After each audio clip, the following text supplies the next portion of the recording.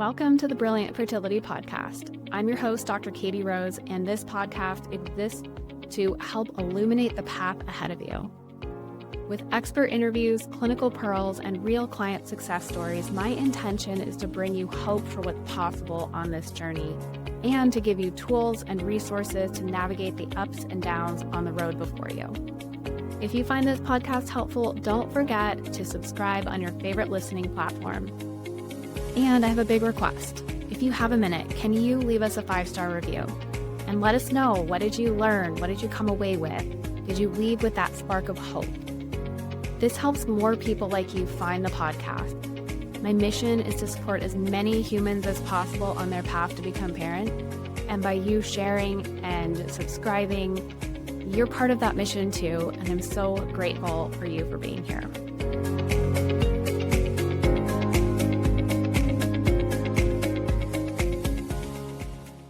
Welcome back to the Brilliant Fertility Podcast. I am so excited to have our guest here today, Carly. I'm going to go ahead and introduce Carly. Where to even begin with the transformational powerhouse that she is. But let's go ahead and just dive right into who you are. So Carly is a master level NLP certified life coach and functional diagnostic nutrition practitioner. She runs a brain-based trauma-informed business where she takes her clients on a transformational journey to reclaim personal power hidden in the layers of symptoms. And what I have witnessed in watching Carly coach, because I've had some pretty powerful experiences with her as well, is that she's able to help people unlock this future of endless possibilities as they level up. So Carly, thank you for being here. There's a specific conversation that I hope we get to have today that's really going to help people unlock some love for themselves. So where do we begin? That's all. No big deal. No big deal. Yeah, no, it's just a little body love unlocking here, which my particular client base tends to have a really hard time wrapping their minds around, like, how are we going to make that happen? And it is some of the side effects of not having love for your body and being in sort of a constant cycle of punishing their bodies has led to some pretty clear symptoms that I see in practice, like disordered eating habits. And, that's just one that I want to focus on today. But I maybe want to start with just like, what brought you to this work in the first place? What brought me to this work in the first place was almost just like I was like too content in the fact that I wasn't happy. It was just like I had switched jobs. I had been working at the same charter school for about 10 years as a teacher. And really, I had like climbed up at that school. There were things about that school that were really nourishing and really supportive. And I had kind of like made a name for myself there. And it just like wasn't hitting like the way like I really wanted to work in the public sector of schools. So I switched to the school that I really had my eye on. They had a gifted and talented program there, and that was my specialty, was teaching kids who are gifted. I got to that school and it was like everything that I could have possibly have wanted in a school. It was just such a nurturing, supportive environment. What I really liked about that school was how much they valued childhood and kids being kids. And it just like everything that I was working towards, I was getting, and it wasn't feeling like, I just wasn't feeling like whole. There was something I just knew something was not quite right. And so I really just like wanted to explore with curiosity, like, why do I not feel happy in the life that I'm creating when it's the life that I set out to have for myself? Ooh, that's like one of those, like, I think a lot of my people can relate to this, because it's like you do the thing, right? You do the homework, you get the A. You think this is what you wanted, and you get there and you're like, wait, why does this not feel the way I thought it was going to feel? And then what do you do about that? Yeah, and I had landed in that last year. I had put myself out there. I'd already been doing some of the inner work, and I really became this person who was advocating and seeking opportunities for myself. So a position was opening up in the gifted pod, but it was like a very select few teachers get to work in there because there's only so many availabilities in the entire school district. And I was brand new to this district, and I just decided to make sure that the principal of the school knew that this was a position that I really wanted to have. And I got the position. Like, I not only did I ask for it, but I got it. And I went months like riding this high of like, I'm the person who seeks opportunity and gets opportunity for myself. And then the funding got pulled out from under the position. So it had nothing to do with me. It had nothing to do with the school district. The funding just got pulled out from under it. And there was this grieving process that I went through for it. But there was also this like, well, I don't even know if this is what I want to be doing anyway. Like, there was just this like, this is my out. This is my out from education type of thought that was bundled with it. So I really decided I needed to take that thought seriously and allow myself to explore where that was coming from and what that actually meant. Yeah. How did you end up coming to a point where you now, within your work as an FDN and NLP life coach, working with people on like trauma-based therapies and working through like disordered eating and body dysmorphia, and like how did you come to that point? My curiosity while I was still teaching, my curiosity to figure out like who I am outside of teaching led me to the place where I was the client. So I was on the receiving end of two functional diagnostic nutrition practitioners holding a group container who at the moment that I signed up to be in their program, like probably within days of that, they signed up to do subconscious reprogramming through the program that we both got certified through. And so I was about 3 months into their group program. I believe it was stretched out to be 4 months. And there was just an overlap of me being in their program working on physical body health. They were incorporating some trauma techniques and like parts work, just very, very subtly infused in there. And then they went to the training that we trained at. And I don't know, there was just so many serendipitous moments. Like, I decided to join the program when they offered it. And through working on my physical body health, I just started realizing that there was a lot of repressed memories and parts about myself that I had never really chosen to like face, and I just kind of buried. So for example, there was a questionnaire like right at the beginning of the program. I was working with one of the coaches, and we were talking about doing some supplements specifically to support my neurotransmitters before I did lab work for it. And so she was running through the questionnaire that has specific questions for each neurotransmitter.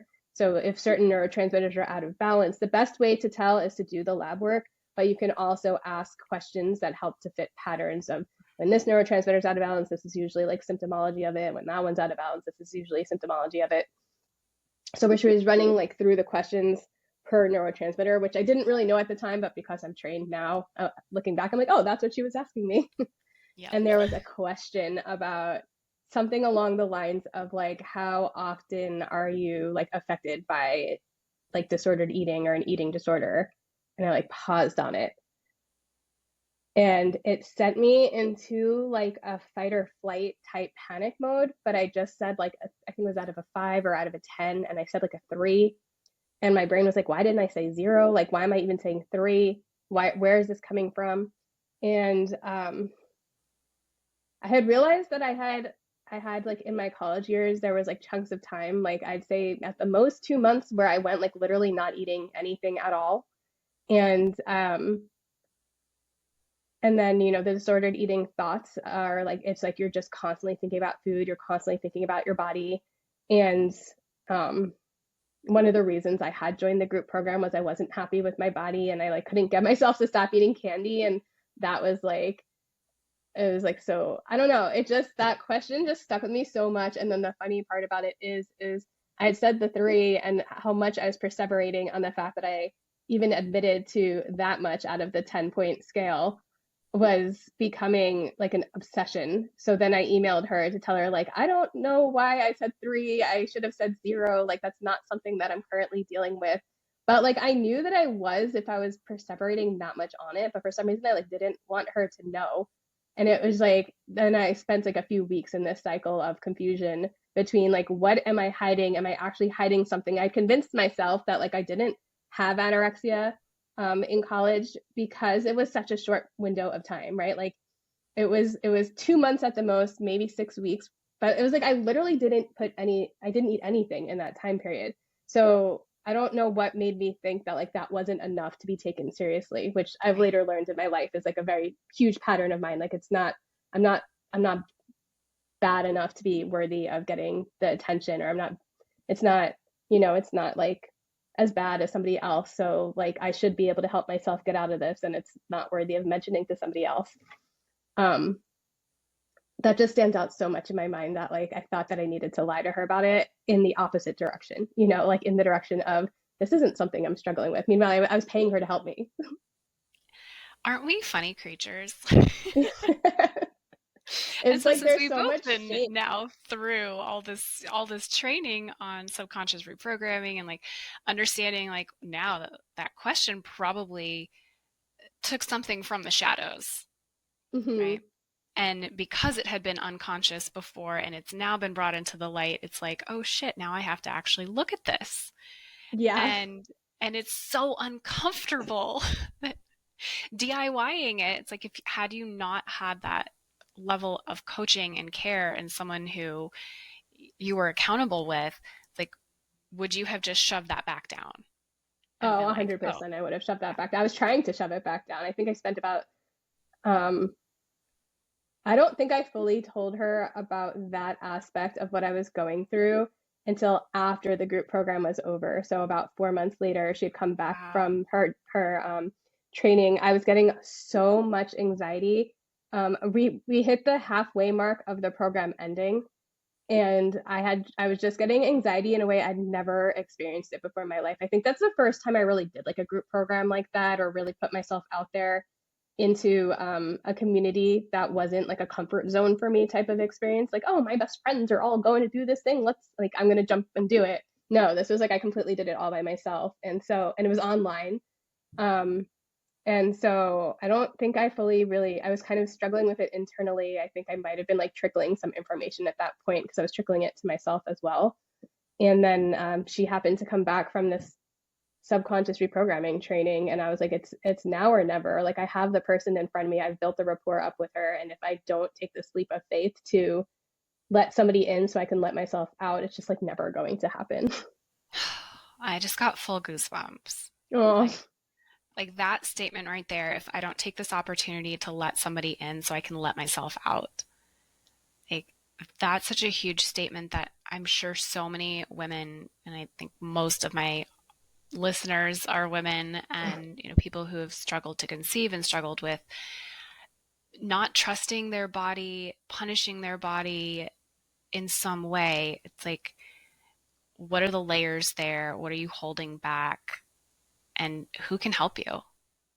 It's funny because I just went away to a retreat last week, and I saw the same pattern starting to play out. And it was one of those of I knew I was going to be there for 7 days, and I was already feeling like the panic of thinking I needed to figure it out on my own, because like in 7 days I'm going to be home and I'm going to be by myself anyway. And I didn't have the rapport with the people there. So it's a 7 day, but you start to get like so aware of your patterns from gaining awareness of who you are and how you show up to the world. And it's not always about completely shifting who you are, but it's the availability to see the pattern happening in real time so that you can make a shift faster. So like I'm not like the person yet who completely will be like, all right, before I go, you need to know this, and this about me. I'm still working on trusting other people and allowing them to come in. But like last week, it happened so quickly. I was away for, I think it was a 7 days. And by day 2, I was like, I need to start letting people in, because in order to get out of what I need to get out of this, I need to trust the process. And so it's like before but it took 20 years to get me to the program that I was even in to begin with, to let somebody in. And then it took like 4 months. And then the next time, maybe it took like 3 weeks. And then like, yes, last week it took like 2 days. So yeah. So as you peel back the layers, and how I sort of like to liken it. So I've got like I am a weirdo. I still use wired headphones, you guys. Oh, that's not weird. That's safe. When Radiation poisoning. so yeah, no, I know. I don't like my EMFs, you guys. So when this gets tangled, right, it's like we can't just like pull it and expect it to unwind. Like, if anything, that's going to make us like bind up more, right? So when we're dealing with these complex issues like trauma and some of the unconscious reasons that someone might have developed disordered eating or developed body dysmorphia, and maybe they can't see it the way someone on the outside can, it's like we can't just force that, right? Like, we have to build rapport, we have to build trust. And even once we have that, it's like this, I feel for me in my practice, like this gentle unwinding of like, you find one little knot and you work on that little knot with gentleness, right? Like, if your nervous system is all like wound up, you can't really be like in there doing meaningful work. You've got to just like breathe and trust that once you've found this little piece to unwind, that then it's all going to be able to unlock from there. I So love this. Sorry, I love the whole like bringing in the gentility. That's like just been such a huge part of where I am now in my journey, is this understanding that healing can be gentle. absolutely. And yeah, it can be uncomfortable and it can be like weird to think about talking to someone about your deepest, darkest things. But I think we're all human, right? Maybe just even by us having this conversation and being able to raise our hand and be like, "Yep, I've been there. I've dealt with that." We don't want to talk about this stuff in this world because there's still some stigma around it, but the reality is, like, for those of us who grew up being adolescents in the 90s, it's like we were watching these, stick thin models who were 5'8" and being told they needed to be less than 100 pounds. It's like we were watching this as children, getting these ideas of what we needed to look like, what success looked like, watching our parents diet, doing, everything from, Weight Watchers to the South Beach diet to Atkins, like all over the place. It's like, I would almost argue that like most people in our generation have probably dealt with some level of disordered eating, and just being able to talk about it might open something up for someone. Yeah, a part that I kind of skipped over is that because I was hiding the fact that I had dealt with eating disordered and patterns of disordered eating in my past, that the anxiety loop of now remembering that part of me and trying to hide it again actually led to a different eating disorder, which I struggled with. Probably I was struggling with it around the time I met you, even, which is it's not really well known eating disorder. It's called orthorexia, and it's this unhealthy obsession with being healthy. So, um, clean eating, working out, supplements, toxic products in the environment. Like, I was at the point where just being next to somebody who was eating something that I deemed unclean was giving me like full body anxiety. People ask me a lot of the time, like, what's the difference between living like a healthy lifestyle and orthorexia? And a lot of it is the motivation, right? One is a coping mechanism, one is a life choice, Yes. and then also the like emotions that come with it. So like shame, anxiety, overwhelm, panic. It was like preventing me from living life to my fullest. And it's just like when we continue to bury parts about ourselves, they get louder and louder. They just want to be seen and heard and loved and understood and recognized. Yeah, and they're going to find their funny little ways to pop up.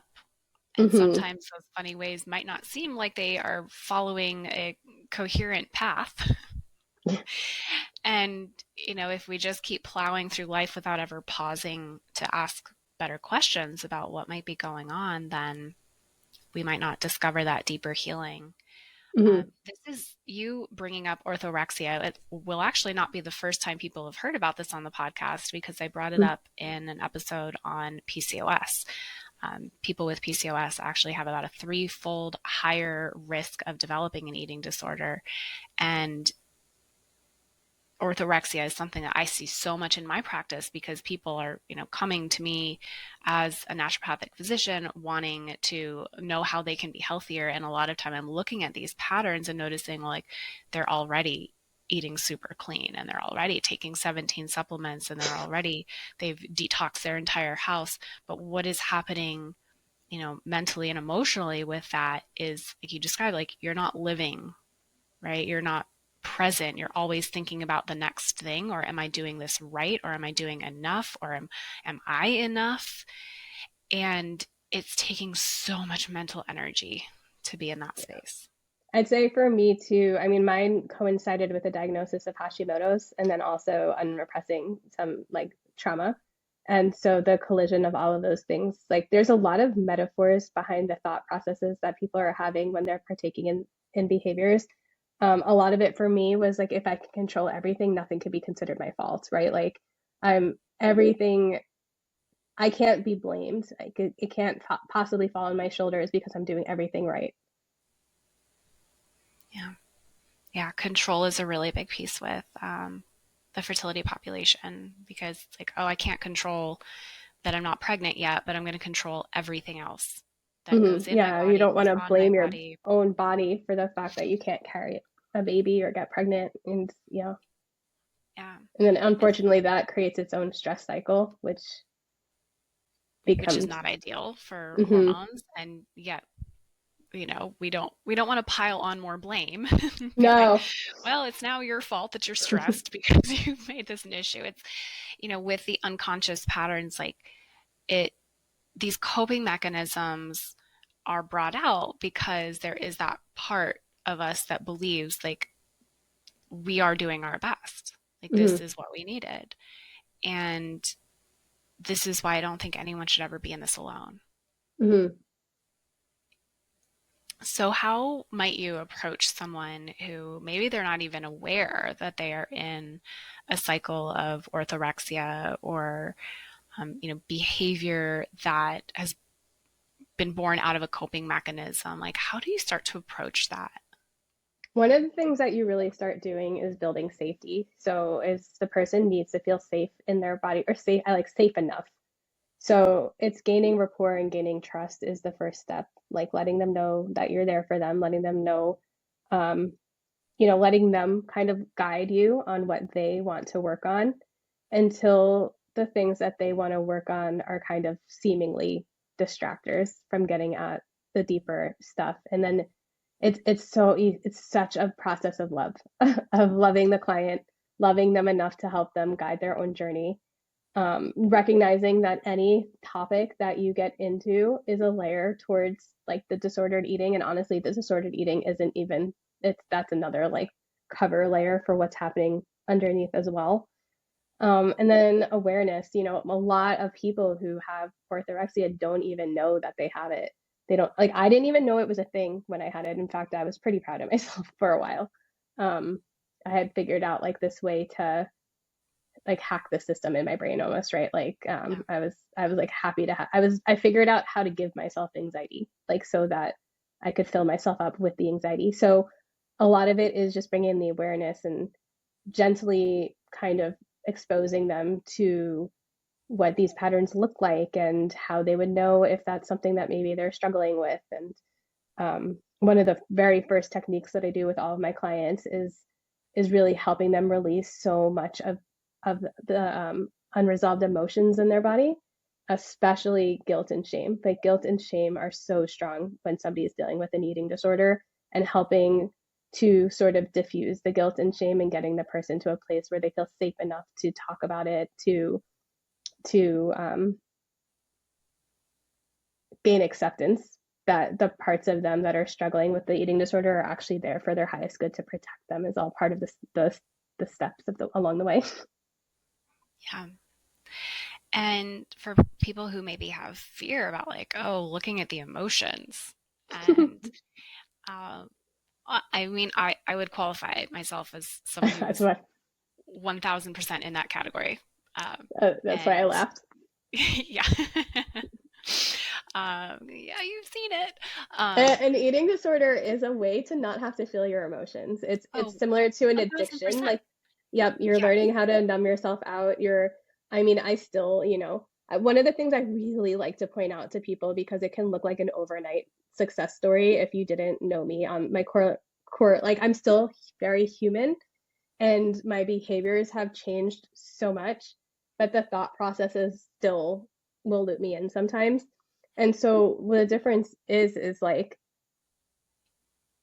recognizing and having, again, it's that acceptance piece and that gratitude piece of like recognizing that the eating disorder was developed as a way to protect the person from feeling the things that they didn't at the time have the tools and the resources to feel when they were going through it. So you can have an eating disorder at the age of 30 because of something you went through at the age of 2 and have no conscious awareness of that's where it's coming from and that's where it's stemming from. At the age of 2, you didn't have the tools and the resources to understand what you were going through.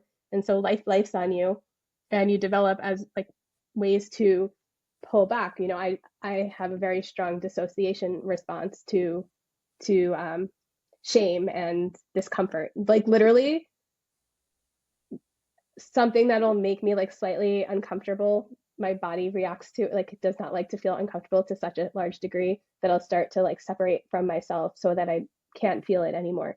And that's like what an eating disorder is. It's a concrete way of getting between you, your emotions, and your reality so that you don't have to face it. Yeah. And so one of the things that we do is the gentle exposure to feeling safe in your body, feeling safe with your emotions, feeling safe talking about the things that I'm still, working through or that my clients are still working through. And like they can come on a call now and just have a conversation about it. I mean, I was on a call just a few weeks ago with my coach. I still have a coach. I always have coaches. And I told her like something that I was going through that I was like hadn't dealt with in decades, that all of a sudden was coming up for me again. And it's like literally the reason I'm telling her is so that I don't have to carry the weight of the shame around with me anymore. As soon as it's out in the light, its days are numbered. What's coming is going. Yeah. I interviewed Krista Powell recently Oh, on love her. intimacy. And she talked about shame as well, that, anything that's like, stewing in the darkness is essentially going to perpetuate that cycle of shame. And so just being able to bring it out into the light and be supported and knowing that you're not alone, like that's step one, I feel. I know for me, like disordered eating was absolutely a numbing behavior. And I could list Mm-hmm. off a lot of other numbing behaviors that I like.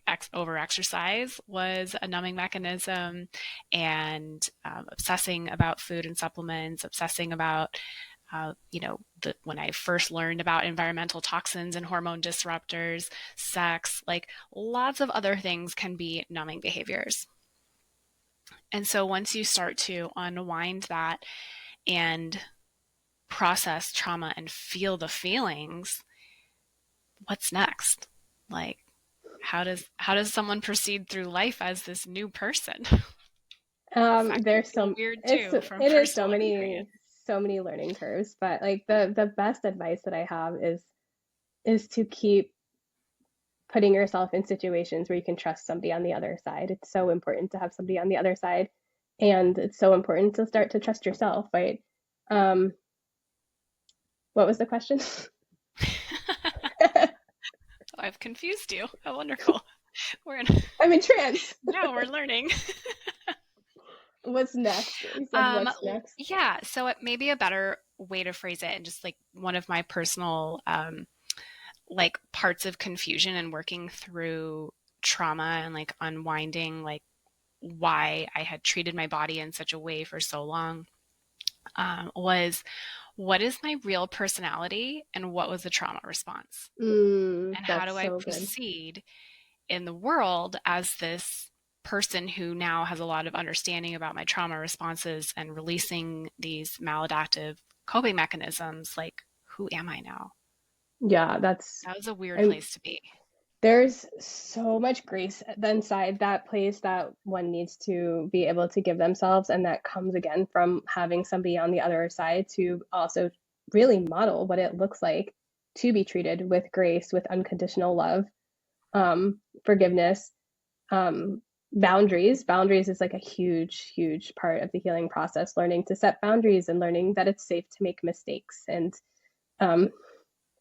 it's just continually working with the client to figure out how they can realize that there's safety in these, and leaning into the emotions. That's so scary for so many of us, but until we are able to feel our emotions, it's very challenging to heal what's going on underneath. You unfortunately, I wish I could have, I have not figured out a way to hack this one yet. You have to feel what you were feeling at the time that you were feeling it in order to understand and like bring in compassion and release, like to release that emotion, because otherwise you're just, it's stuck, it's going to be stuck inside of you.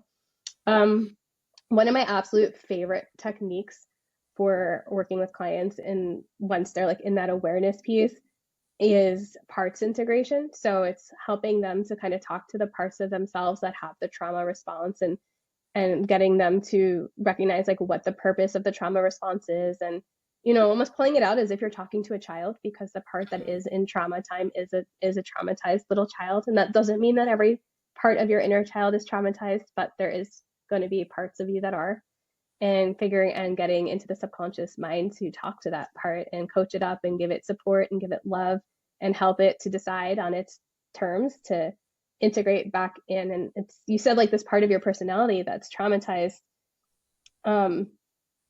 We do change. I mean, we change when we go through traumatic experiences. And so I like to say that I'm not really helping my clients to heal, but I'm helping them to evolve. Yeah. I mean, both of us, I think, being in this world of transformational life coaching is, I used to think like, oh, what a like, who do these transformational life coaches think they are? That was, maybe 10 years ago me. And now, having been on the other side of it and being coached and coaching others and seeing like, wow, we can change. Like that old saying of like, people don't change, blah, blah, like, no, that's not true. People can decide not to change, but if you desire to change, you can do that too. And that's Change is really scary. empowering. I think that's the thing. Like, I'd love to be able to sit here on my soapbox and be like, this is like, change is so exciting and it's so transformational, and it is, but it's scared. I'm doing it scared half the time, more than half the time. I'm doing it scared. And that's the difference between who I used to be and who I am now, is that if I was scared, I would use that as a reason not to do it. And now when I'm scared, I either use that as there's something under here that I need to look at, or this is why this is telling me that this is something I need to be doing, right? Like, I need to be telling people when I'm uncomfortable. Or last week I got to yell at somebody who was like really holding a lot of sacred space for me, and it was great because that person knew exactly, like, they're a healer and they knew exactly what they were doing, and their intention was to help me to release energy. Neither of us knew that energy was anger at the time, but like, his goal was to help me release energy. I was resisting to the point of getting angry, and finally I just got angry at him and I was like, I hate you. And then I like laughed and I was like, I'm so sorry. And he laughed too. And he was like so relieved, because like that was his whole goal, was to help me to release that energy. So when you really start to surround yourself with people who are understanding, and even friends and family, like I'll unleash parts of myself that I haven't seen since childhood, like the part of me that'll tell somebody that they hate them. I haven't done that since I was a kid, yelling at my mom, like brushing my hair. But like, they start to get proud of you too. And like me as the coach, when I'm working with a client who's been really repressed or very people pleasing, and they start standing up to me, or they start telling me things that maybe like before I did this work I would have been offended by, now I'm like so excited and I'm so proud of them. And it's just, it unlocks this world of seeing people as there to support you, as compassionate, to hold you, and recognizing like the more resilient I become, the more I believe that can trust that the person on the other side is just as resilient. And so I can shed the layers of people pleasing, and I can shed the layers of caretaking other people, because my main priority for me and my healing is caretaking and prioritizing myself. And then because I can trust that I can do that for myself, I now trust the people on the other side that can do that. Like, there were friends that I barely talked to for an entire year when I first started healing, because I was seeing them through the filters of the way that I was seeing myself. And as I started shifting and transforming, I started to realize, like they're not capable of holding the space for myself, for me. I wasn't capable, and I wasn't trusting that they could do it.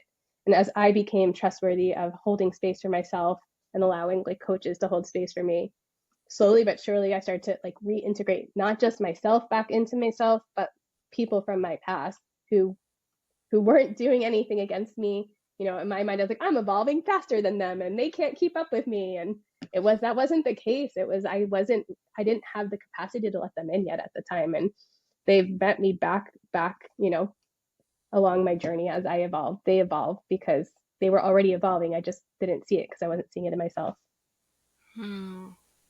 Well, perception is projection, right? Yeah. The more work we do as coaches, the more it's just so amazing what I'm able to do with my clients, and where I'm able to get them, and where they're able to get themselves, because they see us doing the work. They trust that they can do the work. And we see it, we see them without the filters of our lifetime and our experiences, because we've already done the work to remove those filters. Absolutely. I also just want to highlight that even though it can sound scary to change, and it is, and we do it scared, it's actually kind of a lot of fun to do this with other people who are also motivated to evolve. Oh, that's the best part. It's like making friends as adults is weird, right? Because, if you're not in if you're not in school anymore and you're not like at a large job site where you have a lot of people around you, it's like, oh, like who are my people? And especially like as you are growing and changing and you're feeling different from some of like the people who had been around you in the past, who had also been, like feeding off of your old patterns, finding your crew is really important, and finding the people who are like, not everyone is going to be ready for change work. And yet when you do find those people, it allows you to shed those layers so much more quickly and have fun doing it. Like some of the most, ridiculous pee your pants laughing moments have also been while doing, epically uncomfortable trauma release work. Oh, I'm glad you brought that up. It's so true. I mean, especially inner child work is some of my favorite work to do, because they're just so fun. And they, like, when you're talking to your clients and the parts of them that are so innocent, they just resource themselves with like light and love and laughter. And yes, it's funny too, though, because even in the most vulnerable sessions, when we're holding space for each other, after the fact, once you start coming down from the trauma, the awareness of the trauma response, like there is laughter to be had in it, of like, can you believe that I told somebody I hated them last week, and like the other people who were there with me for it, like we found it, like we're finding it hilarious. I mean, people don't know me on the other side of this podcast, but like I'm from New York, but I'm really, like, you wouldn't know it. I'm not a confrontational type of person. So the fact that I like literally told this like guy that was in charge of like 70 of us holding like a healing ceremony, and like specifically chose me because he knew I needed to release this energy, and like he's like doing everything in his power to help me, and I'm just like, I hate you. And just to be clear, we're not advocating going out into the world yelling, I hate you at strangers. This is all part of like a contextual, like guided experience. Rewrites the past, because in the past I have been in experiences where I didn't have the words, and I didn't, my voice wasn't unlocked, and I didn't get to say I hate you to somebody who was taking advantage of me. And so to then be able to reclaim that power, and now when I think back to like the memories in my brain, like it's all scrambled, and all I remember is the empowerment piece of getting to yell I hate you at somebody, and then like us both laughing about it 2 seconds later. That's healing. That's so healing. And it's fun. It doesn't sound fun in the moment, but like you're saying, like in the after part of it, because it was a shared experience, because there was so much pride empowerment and transformation in it, it becomes fun. And then there's Yeah, parts of it that are literally actually fun. absolutely. And I also maybe want to highlight, and we have just a few minutes left, but when we are repressing a lot of emotion, this has its impact on the body too, physically. And the irony of eating disorders and body dysmorphia and having a lot of repressed emotion is that oftentimes that repressed emotion can present as, our body like holding on to a lot, because Mm-hmm. it's like it is safer to hold on to this than it is to let it go when we don't have the resourcing. So something that I found just fascinating for myself was like I had gone through phases where like it did not matter how much I restricted my calories and exercise, I could not budge what my body looked like. And I had so much resentment towards my body for that. And yet, when I then put so much love into my body and allowed myself to feel the feelings, it's like, I mean, not to get too crazy, but now I just like eat freely. Yeah. Like move my body in ways that feel good. And it's like, holy shit, I can live. And my body has like much better homeostasis. What's that about? I mean, your attention goes, like, it grows where your attention goes. So if you're constantly only thinking about your body, that's like where your attention is. That's where your energy is getting stored, is in the body. Um, it's again, it's like there's so many metaphors behind disordered eating.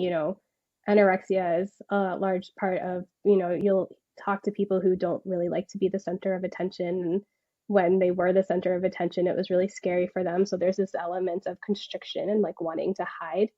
And then oftentimes people, especially people with binge eating disorder, there's an element of like um, holding on and resisting change. But this like constant feeling of like not being full enough, like life isn't fulfilling enough, and like no matter what they do, they're not feeling fulfilled.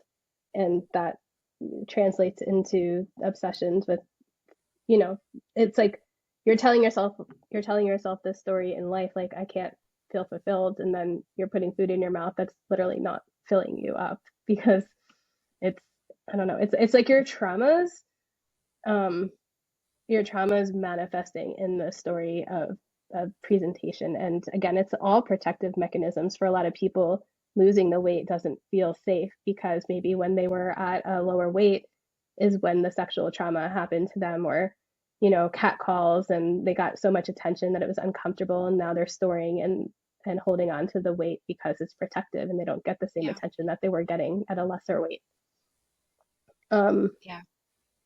yeah, it's like Yeah. I've what seen we put into our all the body, there's patterns yeah too. there's yeah, it's all energy. So the we control we control where our energy goes in our body, and emotions get stored in different organs in our body. I know, for example, um, our liver is a huge powerhouse for anger, and Mm-hmm. and our liver is necessary for detoxification and hormone um, production. And so when we're repressing our anger and being angry at our body, that's going to be another reason why our body is not, it's like a friend. If you're angry with a friend, there's a miscommunication happening.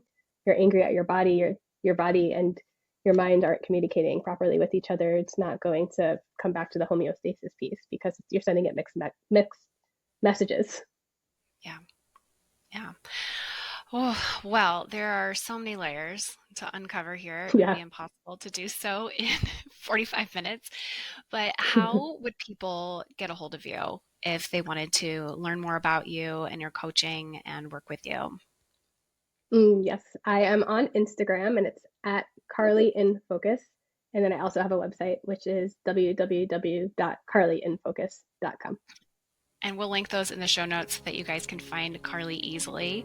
And if any of you, got something from this podcast episode, please let us know. Like, don't suffer in silence, and don't have your breakthroughs in silence either. Like, let us know what came through for you today, where you are also feeling like you could use more support if we were to continue this conversation in a part 2 at some point, because there's just so many directions that this conversation could take us. And if you could choose just maybe one piece of wisdom to help people like love themselves, love their bodies more, Carly, what might that be?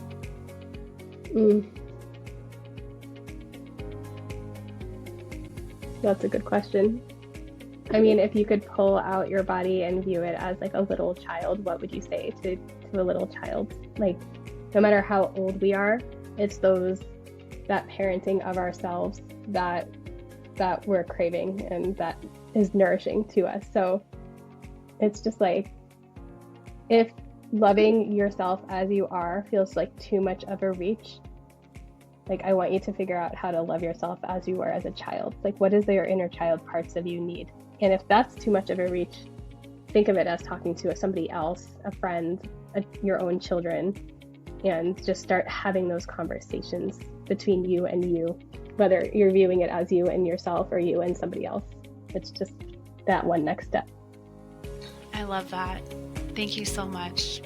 You're welcome. All right. Well, thank you so much for being here. In general, Carly, this is a really, I think, poignant conversation to bring forward and hopefully bring some stuff out of the darkness for people so that it can be released. And you guys can find Carly on Instagram and in our show notes. And please, if you could take 30 seconds to leave us a review, give us 5 stars on your favorite listening platform. That helps this podcast to reach more people. And it is our mission to help as many people as possible to love their bodies, to heal, to be able to get pregnant easily and grow their families in ways that feel aligned for them. And part of this work in learning how to love yourself can translate into being a parent who is prepared to help a child love themselves better too. So think of this as a really important preparation step as part of that conscious conception, conscious parenting as well.